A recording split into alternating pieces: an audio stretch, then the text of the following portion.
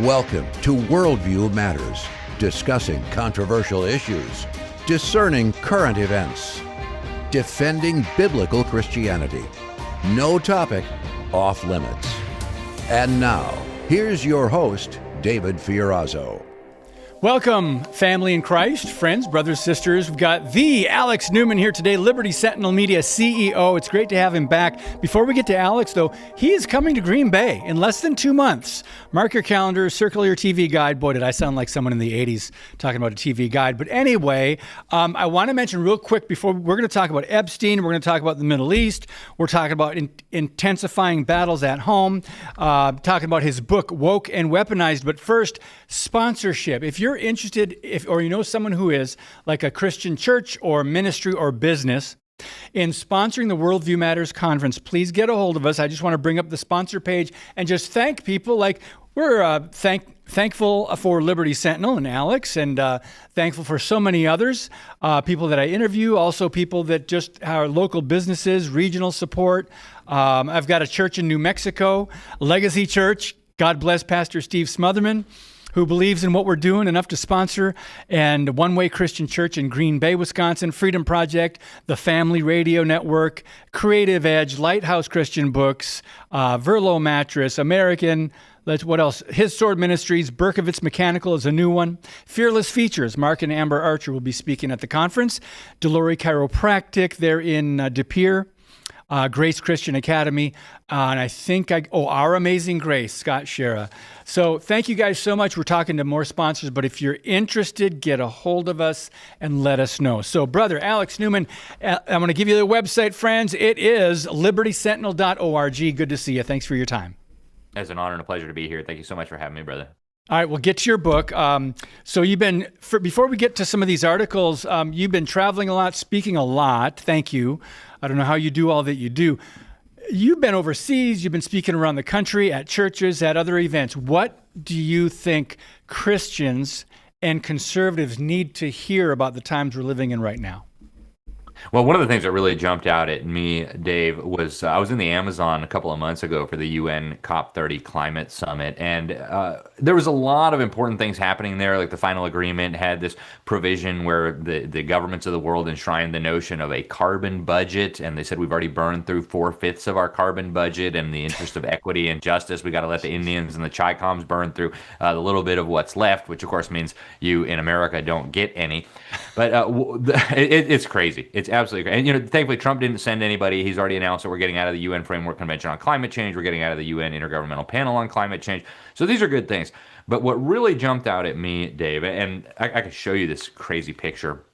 This was the official guardian spirit. Yeah, this was the official guardian spirit of the UN Climate Summit. We actually put it on the cover of the New American Magazine. It was a gift by the Chinese Communist Party. And one of the stories that I wrote about it, which I think might be the most important takeaway, is we're watching the deliberate, the conscious repaganization of the world under the guise of climate change. And so the thinking is, they go back to this Professor Lynn White from the 60s, who argued that Christianity, the biblical worldview, was the reason the planet was in an ecological crisis. And this was before the global warming hoax was even invented. Wow. And the solution was to go back to the pagan way of viewing things, where we're just, we're like cockroaches, we're just part of Mother Earth and whatever. And we're watching that happen. You had all these people starting events at this UN summit with prayers to the river spirits and the forest gods and the rock deities. And like Christians in America don't even realize this is happening, that it's being taught to their children. So I just implore people to pay attention. This is serious. I want to just pause right there and let that sink in. A lot of people in America, especially Christian parents, don't know how much of this is in the curriculum, in the government-run schools, and what Hollywood and the media and the Democrats and the lefties and corporations are pushing. Be sensitive to that, friends. Educate your kids. We'll talk about that more with Alex in a little bit. So let's go to the Middle East real briefly. We're going to tackle a lot of topics today, as many as we can with you, Alex. And you have an article and you did a video. U.S. enters Middle East conflict as battles intensify at home. Most of us are aware of the Middle East conflict. It's been going on, never ending, and Israel's always under attack. But now with America, jumping in. But what do you mean the battles are intensifying at home? Please explain that. Well, we have a lot of really critical fights that are happening at home. One of the obvious ones is Epstein, right? There must be justice. There must be accountability for these monstrous crimes. And yes, the sex trafficking of children, that needs to be addressed, but there's more too. I mean, this guy was operating what seems to have been a forced breeding program. He was engaged in genetic modification. I think he was trying to clone people, and there's huge evidence for this. So I hope we'll get a chance to talk to it. But some of these crimes are so monstrous, and he is connected to some of the most powerful people in the world that we can't just say, oh, okay, we'll move on to the next thing, or the stock market's doing really well. That's not okay. We have to hold these people accountable. The Bible says the purpose of government is to punish and restrain evil. If Epstein and his associates, if what they were engaged in is not evil, I don't know what is. And if the government cannot punish and indict and prosecute people who are engaged in these most monstrous of crimes, what do we even have a government for? Right? Like, that doesn't make any sense. So those are some of the key battles. The cultural battles are still raging. We've got the trans stuff going everywhere. The hearts and minds of our children are being captured by the enemy as we speak. And so we've got a lot of battles raging at home. We need to be taking these things seriously. And just because there's a conflict going on in the Middle East doesn't mean that we can lose focus on what's going on right here at home, which is so critical. Yes. And we're going to get back to Iran and talk about that in a minute. But since you brought up Epstein, we were going to go there. A lot of people, what's a good word for it? They become kind of like, not exhausted, but they're just not, they're tuning it out because we've heard it for so many years. Fatigued. So you did a recent article, it may have been an interview, but an article over on your Substack. What was Epstein really up to? Eugenics, transhumanism, and directed evolution. Talk to us a little bit more about that, Alex. I don't think a lot of people know that at all. Yeah, this is, I think, one of the most important elements of what Epstein was doing. And you're right, nobody's talking about this. I mean, it's like total silence, and yet we have evidence of some of the most horrific things imaginable happening here. So I've done a multi-part series for my show Behind the Deep State about Epstein. Part 3 deals with this issue, and I've actually got a cover story in the New American Magazine that'll be coming out very soon. I encourage people to read it. And so long story short, Epstein was deeply involved with a whole bunch of academic institutions that were at the cutting edge of key branches of science: genetics, genetic modification, artificial intelligence, cloning. And we've got emails where he is openly talking about genetically modified embryos, his meetings with the egg people.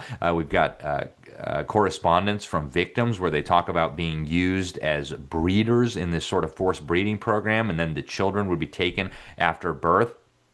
Some of this stuff gets really dark. And really, really horrifying. But when you combine it all together, I mean, you look, for example, at Epstein, one of his companies, it was called the Southern Trust Company. The purpose of this company, according to Jeffrey Epstein, was to create and study and analyze DNA, to create a DNA database, to use algorithms to understand what was going on with this DNA. And then you combine that with what we know was going on at the Zorro Ranch. Right. You combine that with what we know was going on at Epstein Island, and a very troubling picture emerges here. It seems to me like he was hoping, and many others have talked about this more openly, to take control. They believe in evolution. They believe in Darwinian evolution. And they believe that the genetic code is just basically like a computer program that you can hack. And so they're saying, well, why don't we edit it? And Jeffrey Epstein talks about this openly. He's in there talking to Noam Chomsky of MIT, talking about how black people are supposedly inferior. And like, wouldn't it be great if we could just use genetic modification to improve the human race? Like, the guy's nuts. And he was actually acting on these wicked ideas. It's hard to overstate the significance of this. Well, you said he's nuts. Let's call it out. It's demonic. Let's call that out. So one thing, I just had Heidi St. John on the podcast. We were talking about being proud of America and the U.S. Olympics and the State of the Union, but we talked about, I believe her name is Alyssa Liu, the gold medal skater whose dad used a surrogate to have kids. So Alyssa Liu, the gold medal winning skater, and her siblings were created by a single dad that just had the money and wanted to create babies. And so this is now starting to be a little bit more of a popular idea to some. And you did mention it in your subtitle of this article on Epstein, that he was involved in some of this. Alex, what do you think causes this, other than rejecting God and the creative order and God's design for humanity, for marriage, family, the need for a mother and a dad? Go ahead. I think demonic, the word you used earlier, is exactly the word that is applicable here. I don't think you can understand this from a purely secular, materialist understanding of the world. There's something much darker here that's going on. And, when you read the scriptures, there's some very interesting passages that the church has struggled to deal with. I mean, you go back and you read, like, Genesis chapter 6, for example. There's this interesting story about the sons of God mating with the daughters of men and creating these Nephilim. You see multiple references in the scriptures, including in the New Testament, in Jude and in Peter, to the book of Enoch, where these watchers, these fallen angels, share kind of these types of knowledge with mankind. So I think there really is a whole biblical level monstrous attack on the very genetic code that God wrote for us. And you dig into Epstein's files, like he's got slide decks in there pitching a cloning program, very enthusiastic. He's like, yeah, we just modify the embryo, we implant it, 9 months later, great, the baby pops out. We've got a slide deck where they're talking about mixing DNA from human beings with animals. These things are horrific, right? The genetic code is something that God wrote for each of us. And then you look at Bill Gates. He's been advertising and promoting this stuff since at least 2018, genetically engineered babies. I think this has to be understood from the perspective of what Paul reveals in Ephesians 6, that we're not just wrestling against flesh and blood. Like, yeah, Epstein was a bad guy, but this is beyond that. We were talking here powers, principalities, the rulers of the darkness of this world, spiritual wickedness in the heavenly places. Like, this is straight demonic. And I think it's important for people to understand that this is the nature of reality, even if you don't see it necessarily with your eyes. Okay, speaking of demonic, let's go on to another story that you talked about, and that is men and women, boys and girls, how God created us, male and female. A pageant winner speaks out, and you interviewed her recently after losing her title over gender ideology. Her name is Kaylee Bush from Florida. Tell us about this wake-up call, Alex. So a really sweet girl. She'd been wanting to compete in the Miss America pageant forever, and she ended up winning here in North Florida. She became Miss North Florida. And then the competition asked her to sign an updated contract that required her to compete against boys pretending to be girls and to act like this was all okay. And of course, she could not do that, so she had her crown stripped from her. It's a terrible, terrible story. And unfortunately, this is still happening like today, right? People think like, well, Trump's president, and so everything's fine and well and dandy, and that's not the case. The culture is still in the sewer. We are still on the highway to hell, to borrow from AC/DC, and it's encouraging to know that there are young women and young people like this lady, Kaylee Bush, young girl, who are willing to stand for truth, who are willing to stand for their convictions.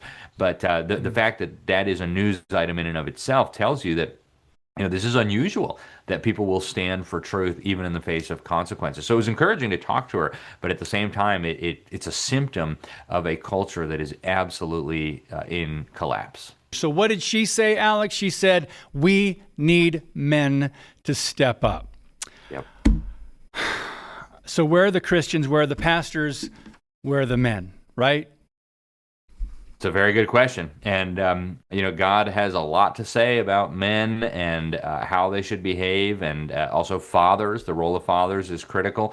And, I love the Moms for Liberty. They're fantastic. I love the Moms for America. They're great. But where are the dads? We need the dads to step up to the plate. We cannot just put it off on our wives to protect our children. We have an incredibly significant obligation. And I would point people to Psalm 78. My pastor asked me to fill in on Father's Day. And so I looked at and studied Psalm 78, and there's just such a clear warning there. When fathers, it's talking to fathers, when fathers don't do their job to disciple the next generation, to share with the children and the grandchildren and the great-grandchildren the wonders of God, the laws of God, what God has done for us, what you'll see in Psalm 78 is it inevitably produces catastrophe. It inevitably produces calamity. And that's where we are today.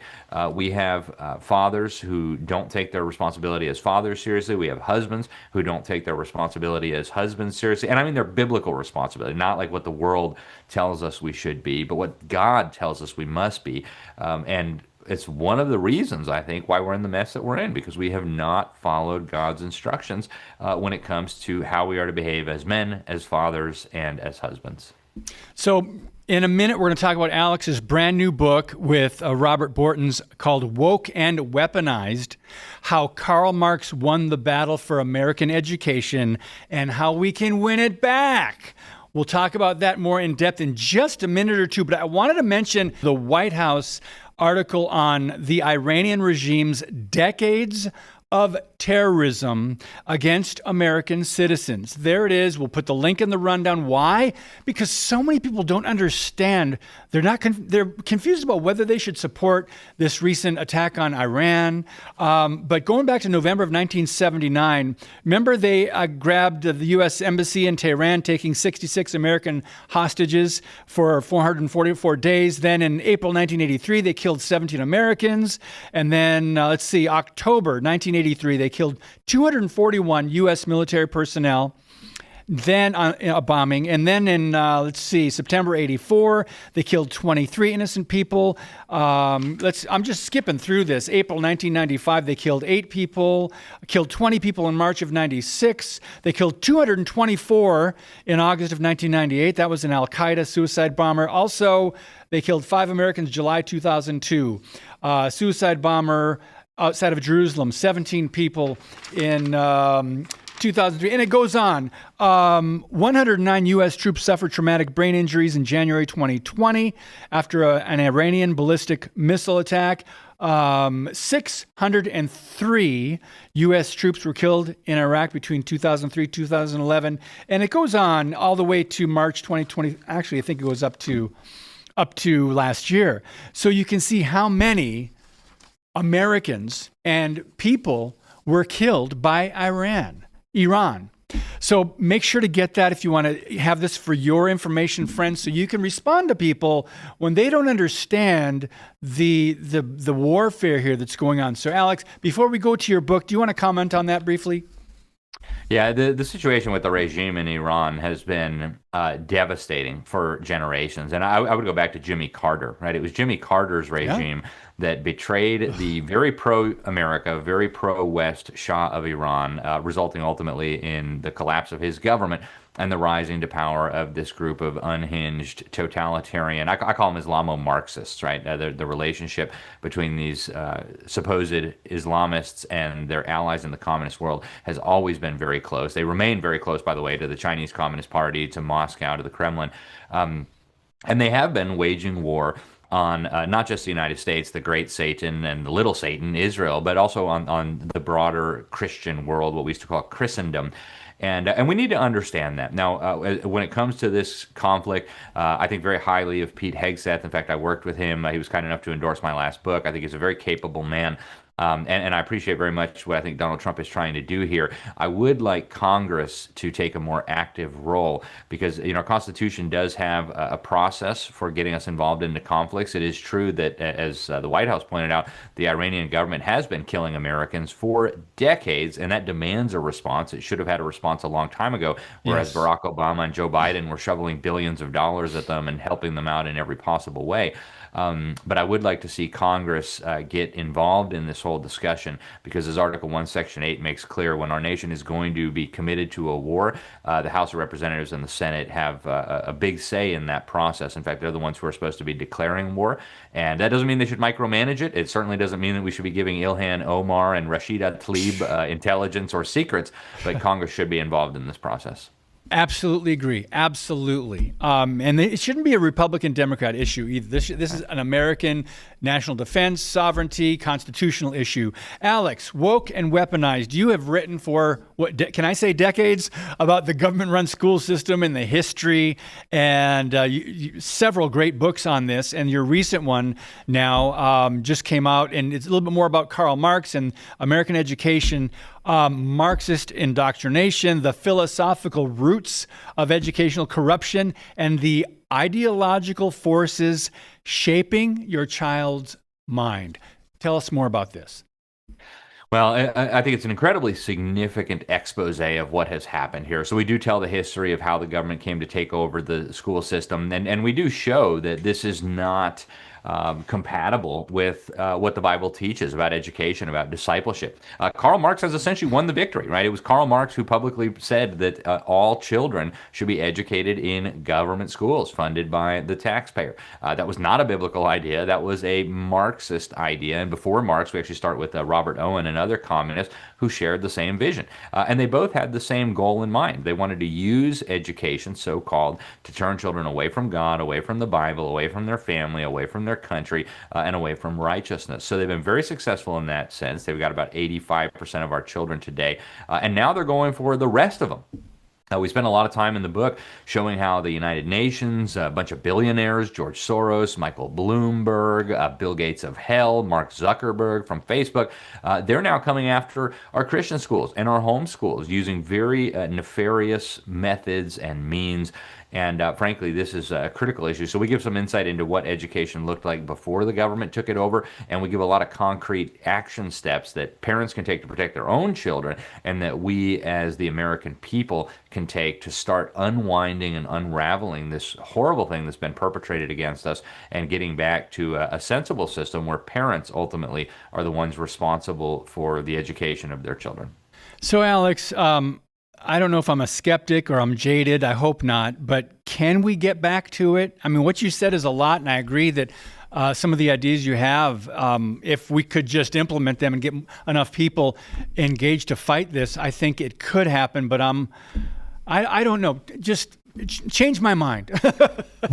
Well, it's a David and Goliath battle, Dave. As you know, we're up against a system that has literally $1 trillion a year at its disposal, a system that is dumbing down our children, that turning them systematically against God. So it's not going to be an easy battle. But parents, right this moment, can take immediate action in every one of the 50 states. You can look up your state laws before you do something. But depending on your state laws, tomorrow you can choose not to put your children back on that school bus, and you can choose to get them a real education, a God-centered, Bible-centric education. And I think God commands us to do that, quite honestly. So that's the really good news. Maybe we can't rescue all of society. Maybe we can't rescue all of the children, but we can certainly rescue our own. And obviously, it's going to be a long fight. Nobody is under any illusion that we're going to wake up tomorrow and our state legislatures are going to disestablish this monstrous system. It would be nice, but that's not going to happen. We all know that. And so we actually provide concrete steps that would move us in the right direction without jeopardizing the independence of our Christian schools, of our church schools, our micro schools, our homeschool communities. There's so many options. I mean, Freedom Project Academy is a really good example. I mean, when we started this school many years ago, we always said we're never going to be taking money from the government. We're not going to play that game. We're going to teach children the truth from a biblical perspective. There's a lot of resources now for homeschooling. Homeschool Legal Defense Association has a scholarship fund. So does Freedom Project Academy. So does Classical Conversations, which is my co-author Robert Bortons is the CEO there. So there's a lot of options to help people, even who don't feel like they can do this financially. And I would urge people to be in prayer about it, consult the Word of God about it, and I think God will show you what you ought to be doing. Well, I think public school exit, I think about there's so many resources, so many places people can get information or resources. But I'm thinking if you're a Christian parent in this day and age, and you pretty much know, I hope to God, you know what's going on in the K through 12 system of education. I hope you know what the teachers' unions are behind and what the curriculum's pushing. So then the logical question is, why wait any longer to get your kids out and to teach them? Make sure you start them on the foundation of the Word of God. Alex, is Amazon the best place to get the book Woke and Weaponized?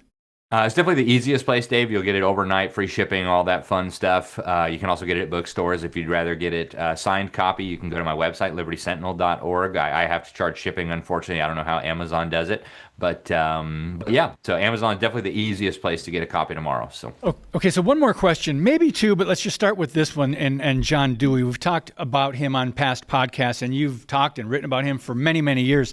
We're talking about maybe a century of time here, from the roots of educational corruption, from John Dewey to critical race theory and the nonsense that's happening in K through 12 and academia today. It had to be so gradual, kind of like the frog in the not boiling water, but you warm up the water, heat it up, and then all of a sudden it's boiling. Can you explain that transition? That's about 100 years from A to B. Go ahead. John Dewey articulated that. He did an essay in 1898 called The Primary Education Fetish, where he really advocated in plain English dumbing down the population. And he says, change must come gradually. To force it unduly would compromise its final success by favoring a violent reaction.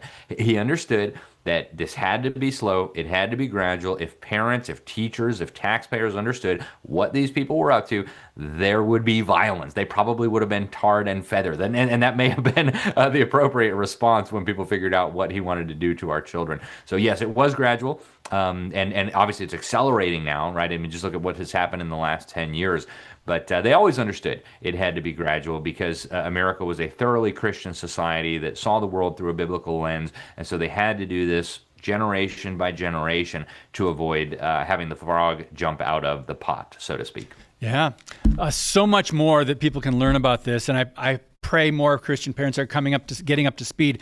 LibertySentinel.org. Alex, I appreciate all that you do. And man, you're a wealth of knowledge. And I'm thrilled that we squeezed you into our schedule here and you were able to work it up to come from Florida to Green Bay May 1st and 2nd for the Worldview Matters Conference. That's going to be a treat just to have you, and I'm just so thankful for that. But brother, there it is. There's all the speakers. We got Alex, so many other great speakers, all different areas of expertise, biblical worldview, so important to understand what's going on, understand the times, and how Christians can respond.